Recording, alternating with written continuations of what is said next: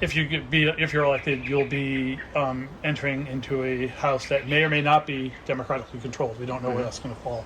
I mean, I see also say estimates. What does it mean to be legislating from the minority position? So over the course of, I don't want to concede that it'll definitely be that way, but if it does I don't happen, want to concede that either. I'm saying, so if it were, what would that be like? So, over the course of my time working, I've worked under all kinds of different permutations and configurations. When I was in the whole time I was in the Assembly, we had a Republican governor, right? And I was co-organizing our Progressive Caucus, but we had much more conservative Democrats running the House, for instance.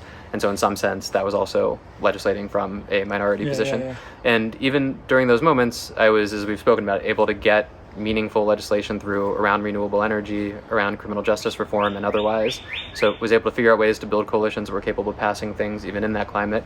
It's also incredibly important to be savvy about playing defense in those moments. And a lot of that time was during the height of the Tea Party backlash to Obama. And there was extraordinarily vicious anti-immigrant sentiment throughout the state. And I know it can still be bad now, but that moment was an amazing thing to have lived through.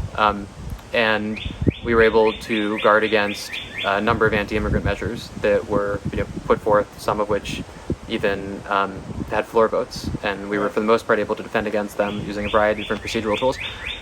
I was speaking earlier about the War Powers resolution around Yemen. As an outside activist, I was able to help ensure that passed the House under Republican leadership. The first and second times I think it passed the House were under Republican leadership.